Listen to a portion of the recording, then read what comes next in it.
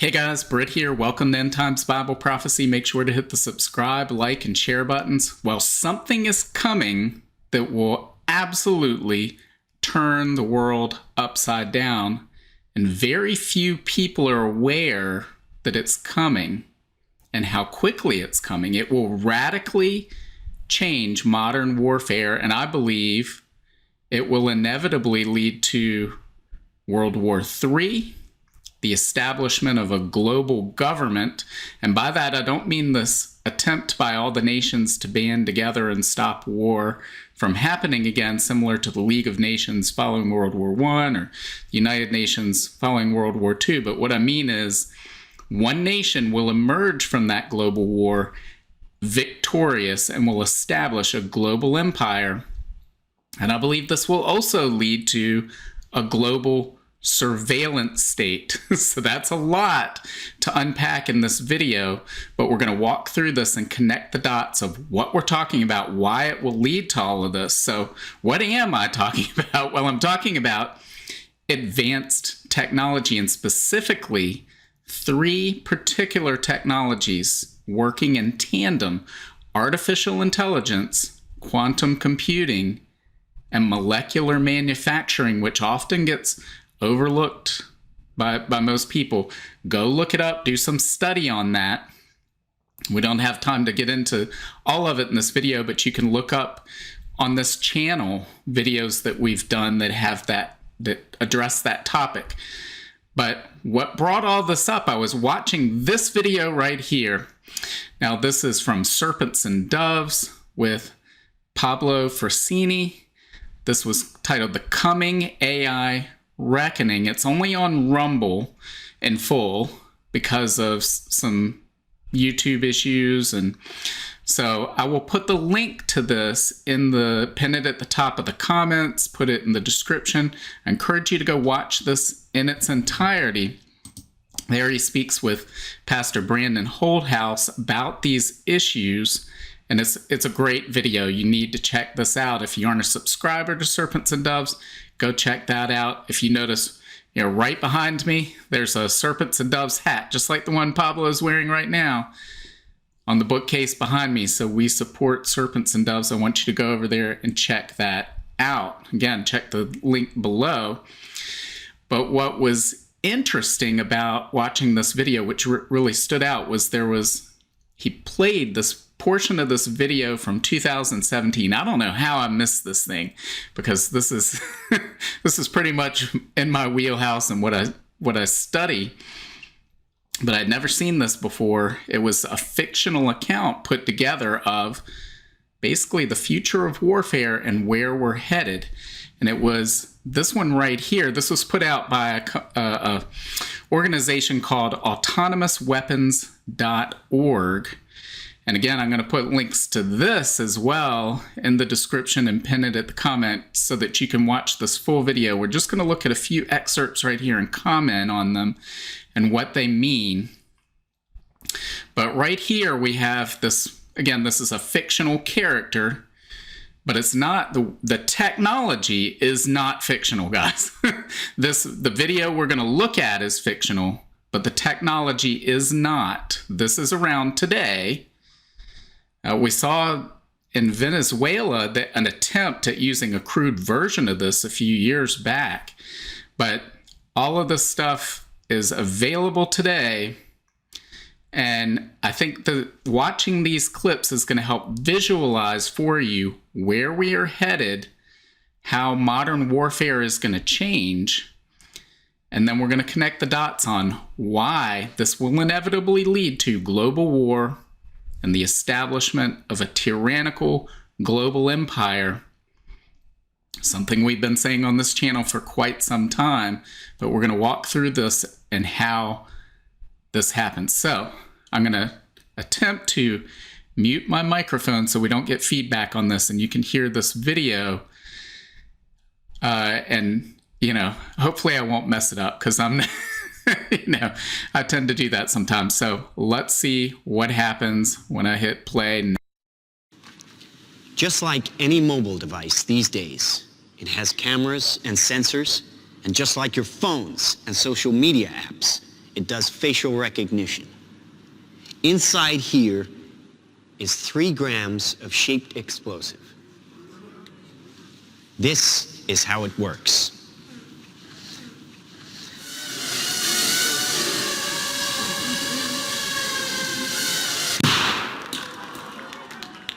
Did you see that? That little bang is enough to penetrate the skull and destroy the contents. So there we go. What we just watched was a fictional clip. It was a movie. It was not, this didn't happen in real life, but the technology exists for what happened in real life. I would hope that in real life, people wouldn't applaud when they, I would hope they would be absolutely horrified when they saw what just happened on the stage there. But again, this is a movie. They applauded, and there are some people in this world who would applaud that type of technology. But here he's got this drone, this quadcopter that has facial recognition technology. It can move around, it can evade being fired upon, and it can hone in on a specific individual. And basically, it's a drone assassin, essentially, is what this is. So that gives you a little bit of a context of what one of these might do. And then he talks about, in this section, what we might see that lead to. And I think this is where it helps us visualize where the world is headed. So you don't want to miss this part it's right one of here. A range of products. Trained as a team. And I messed it up because I forgot to mute. So let me reset that. And again, I will try to hit mute and play. It's one of a range of products. Trained as a team, they can penetrate buildings, cars, trains, evade people, bullets, pretty much any countermeasure. They cannot be stopped. Now, I said this was big. Why? Because we are thinking big. Watch. A $25 million order now buys this. Enough to kill half a city. The bad half. Nuclear is obsolete. Did you hear that last part that he mentioned? Nuclear is now obsolete. And again, this is a fictional account, but it's not far off from reality, because what we just saw, that visualization of this plane dumping all of these synchronized drones, these drones that can use AI to communicate with each other and act as a swarm. You know, again, guys, if you're attacked by a swarm of bees and you've got a firearm, do you think it's going to do much to help you? You can have a very powerful firearm and you can fire off a bunch of shots.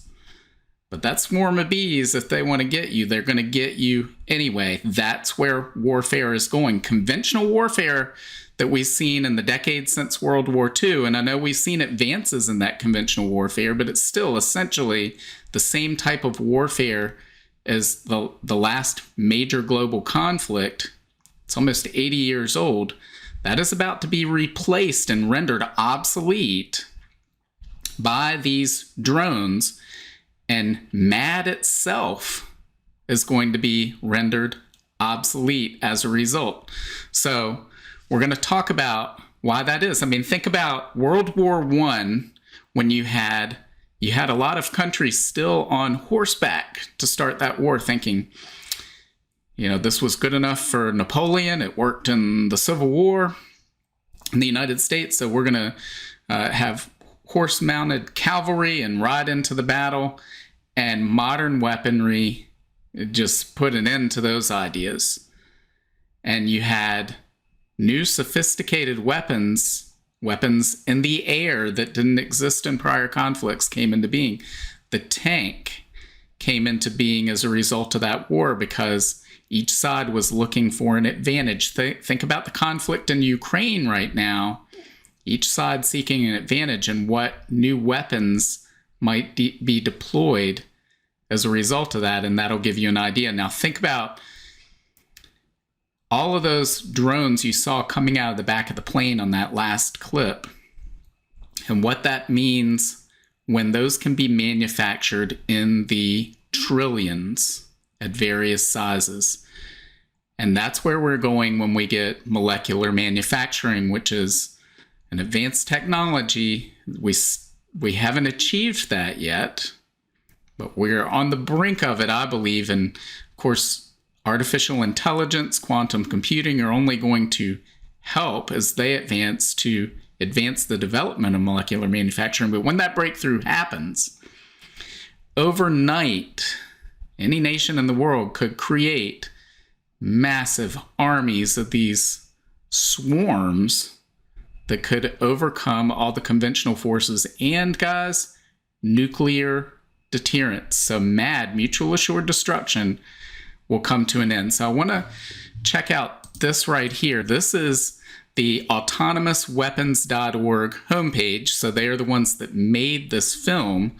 And of course, their take on this isn't to try to stop all of this, although they probably would like to, but they want to stop autonomous decision making on the battlefield. So these drones from being able to select human targets and destroy them. I don't know that any of the laws that they hope will get passed are going to do any good, because when you have an all-out war for all the marbles, especially when the world is involved, I don't know that these nations are going to pay attention to what international law is.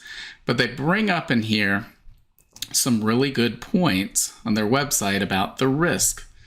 So let's take a look at what they say about the risk, because we've been talking about these same risks for years on this channel, in the newsletter, in the book that's right behind me, Racing Toward Armageddon, which is about these technologies and what they will do, how they will lead to the fulfillment of end times Bible prophecy. And that's what we're seeing right now.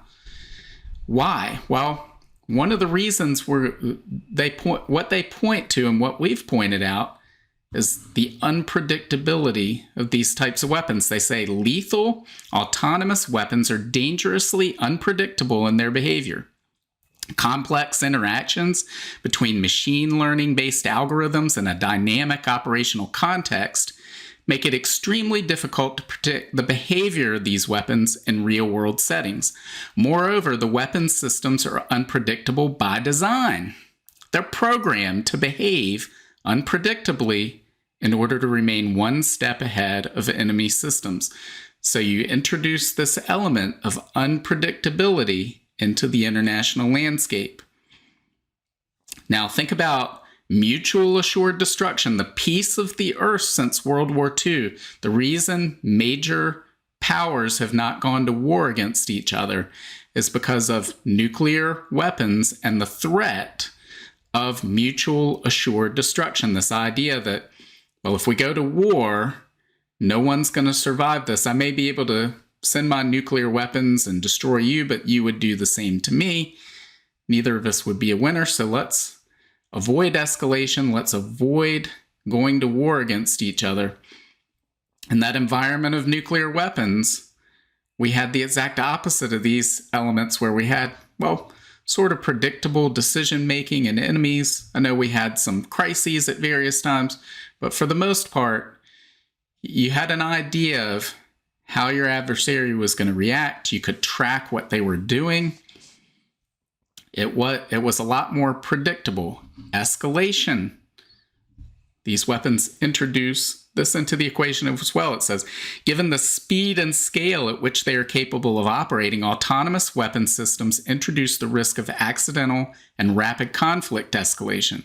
Recent research by RAND found that the speed of autonomous systems did lead to inadvertent escalation in the war game, and concluded that widespread artificial intelligence and autonomous systems could lead to inadvertent escalation and crisis instability. And guys, anybody that says, well, we'll rely on humans to make these key decisions, you can't. Because if you're facing an adversary who is given control over to artificial intelligence and these autonomous systems, and they can think so much faster than humans can, and they can process the information, process the inputs they're receiving in real time on the battlefield, that by definition heightens the risk of escalation.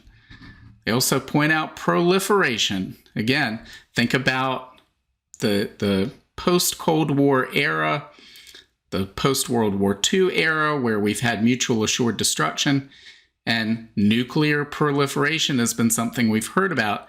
It's very hard. It's very difficult to obtain, to build, maintain, and have nuclear weapons. But all of that changes with these new weapons coming into the battlefield. So this says slaughter bots, that's what they're calling these things.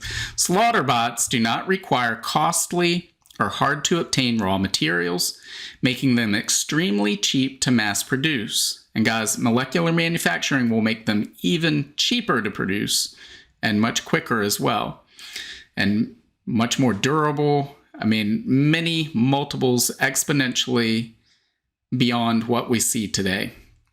It says they're also safe to transport and hard to detect. Once significant military powers begin manufacturing, these weapon systems are bound to proliferate. They will soon appear on the black market, and then in the hands of terrorists wanting to destabilize nations. We're going to come to that in a moment. Dictators oppressing their populace, and/or warlords wishing to perpetrate ethnic cleansing. So guys, this proliferation is going to lead to a lack of predictability and ultimately escalation. And so I want to play one more clip from this movie that gives us some insight into why, a little bit more visualization of what we're talking about. And then we're going to talk about why this will lead to World War III, a single global empire, and a global surveillance state. And this will help, I think, complete the circle for a lot of you to be able to figure out, okay, why is this? Why is this different than weapons we've seen in the past? And this will show us right here. Again, let me hit mute, and hopefully this works.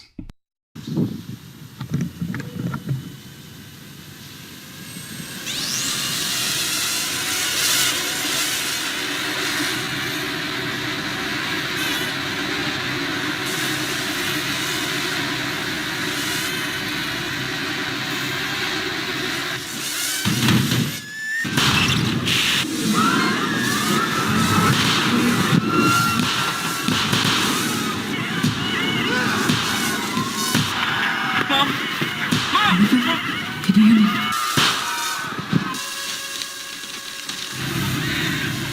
Oliver, can you hear me?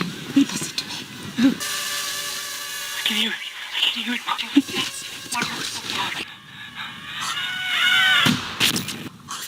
Authority. So guys, that's a very frightening scenario that we see, but unfortunately that is the reality that is ahead of these drones. These drone swarms being released, they'll be able to gain entry into a building through a window or just blowing a hole in the side of the building, as we saw in that example, and then entering. In this case, again, I encourage you to use the links below to go watch this video in its entirety. Here they were targeting specific individuals that were located in those classrooms based on social media posts. Again, check that out, but I hope that visualizes for you where we're going in a world where that can happen, and where, think of that on a nationwide scale, when you have exponentially advancing technology. Are you going to sit by idly and wonder, if an attack like that happens, who the perpetrator was? Who was the nation state that did this? So this is why inevitably mutual assured destruction disappears once these technologies reach full fruition. It simply disappears. I don't know exactly when that moment is. I believe it's probably when molecular manufacturing comes into being and gives that first mover advantage to the nation state that develops it, and they will choose to eliminate all competition on the globe, precisely because if they don't, it would lead to an unstable arms race that would threaten to obliterate all life on Earth. So they will use that advantage, whether it's their motivation is good or bad or whatever they think it is, they will use it to take over the world, to create a global empire.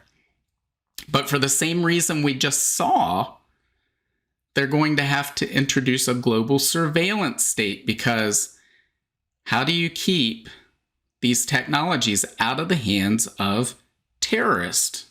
You may be able to conquer all the nations in the world, but all it would take is a small group of terrorists, maybe even a single terrorist, to wreak complete havoc. So how do you prevent that from happening? How do you prevent a scenario like the one we just watched from happening? Well, the way you do that is by creating a global surveillance state. We're going to read a little bit about what that looks like right here in this book right here. So Racing Toward Armageddon, I mentioned that's right over my shoulder right there. I wrote this book in 2017, but it was based on a number of articles and ideas I put out on the web from as early as 2002, 2003 timeframe. And now we're seeing these things happen. These very things happen. And so from chapter 8, Big Brother, this is the coming surveillance society. This will give you an indication of what is going to be set in place as a result of these technologies rolling out. It says, imagine you're standing on a hilltop or the top floor of a building. Off in the distance, you see what looks like dark smoke. A few seconds pass. It rises higher and forms a large cloud on the horizon. Is it a dust storm? No. You quickly realize it's not. It's a swarm of man-made machines the size of tiny insects. In a matter of minutes, they sweep across the land and blanket everything around you. You swat at them, but it's no use. They crawl over, under, and around you. They attack and kill people everywhere. So similar to what we just watched. Is this the future of terrorism? In due time, it will be. Now think of this. What if terrorists unleash these tiny armies in a city like Tokyo? More than 30 million people live in Tokyo. How many will die? The death toll could be staggering, and that's just one city. Other urban areas with millions of people will also be at risk. New York, Seoul, Mexico City, Manila, on and on. Terrorists could use advanced technology to secretly create such an army. In fact, they could quickly create an army so vast it could threaten the entire world. This will be an ongoing threat in the post-Mad world. By conquering the world, the leading power, and that's what we were just talking about, this whoever the leading developer of these technologies is, will use it to conquer the world. It says, by conquering the world, the leading power will forever end the threat of war between two nations armed with these technologies, but it won't end all threats to world peace. Terrorism will remain a problem. And not only will it remain a problem, it will become an even bigger problem, because advanced technology will open the door for terrorists to obtain weapons of unprecedented power. With nanofactories and their associated technologies, a small group of people could conquer the whole world. A terrorist group could build its own military and challenge the global empire. How will the global empire guard against these threats? The same way the world guards against them now. Today, intelligence agencies track and infiltrate terrorist camps, hate groups, and enemies of the state. When nanofactories, and here we're talking about a subset of molecular manufacturing, and artificial intelligence appear, it will become much more difficult to track these groups and respect personal liberty.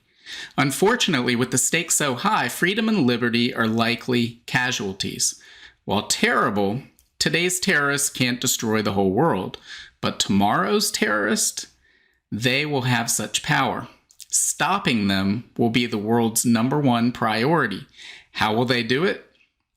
Intelligence gathering will go to a whole new level. The world will turn to 24/7 surveillance. The entire globe will become a surveillance society not unlike George Orwell's 1984. Think you already live in a surveillance society? And guys, I know many of you think, oh, we're already in that, Britt. We're already in that today. I watch these episodes of Dateline, and they track these criminals, and they have all these cameras at local convenience stores and people's houses and doorbell cams, and they can watch the getaway car go from point A to point B. Everything's on camera. And we go on and we describe some of those things that are available today in this part of the book. But trust me when I say what is coming makes what we see today look like amateur hour, like nothing. It makes it look Stone Age in comparison. So let's read on and see why. It says, but unfortunately, you haven't seen anything yet. Believe it or not, future technology will make today's surveillance seem Stone Age in comparison. It'll be everywhere. Think it already is? Trust me, it's not. But it's coming. Soon the government will have access to everything you say or do. And guys, I mean everything. Right now, people may say, well, I know if I'm speaking around my cell phone or a device, I can be heard. No, you can go in a cave 100 miles from the nearest technological device, so you think, and they will hear and see everything you do when this day comes. So let's see why. This section says, how is this possible? It's possible because of the same technologies that will make mutual assured destruction obsolete. It's possible because of the same technologies that will allow one nation to conquer the world with relative ease. These same technologies will give rise to a new generation of surveillance tools. Think about it. In the past, what kept government from spying on every aspect of human life? The answer is simple. Resources. No government has ever had the resources. They're just too massive to bug every possible meeting space, have cameras everywhere, have government agents in every location has always been too costly, and that's assuming the technology existed to make it possible anyway. But another obstacle has blocked 24/7 surveillance. Even if you could gather every piece of information, every conversation, every email, every text, every act a person performs, what would you do with all that information? How would you process that much data? How would you connect the dots and make sense of what you've gathered? You couldn't, but that won't be true forever. Technologies just around the corner will tackle both of these problems. Nanofactories and molecular manufacturing will open the door to an endless supply of cameras and listening devices. Using solar energy and cheap raw materials, a global government could make trillions and trillions of high-definition cameras and microphones.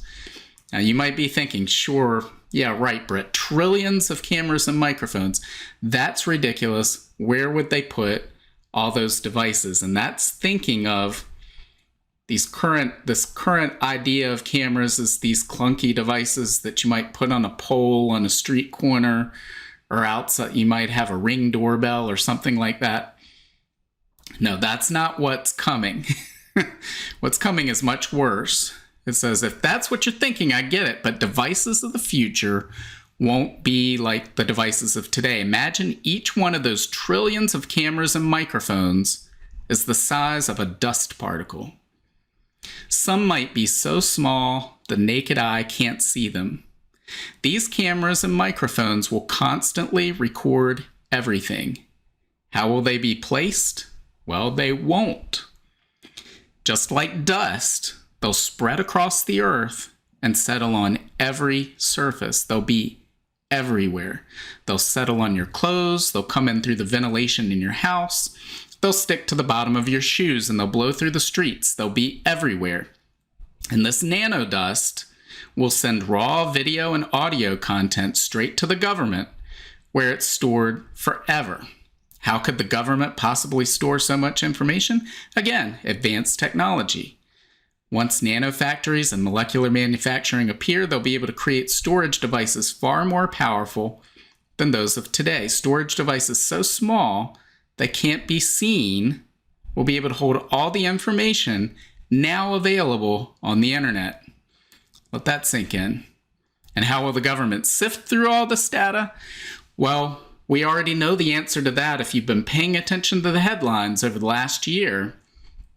You know that artificial intelligence, we're now in the age of artificial intelligence. They tell us, well, this artificial intelligence can sift through this data, and it's only going to get better at doing so and faster at doing so.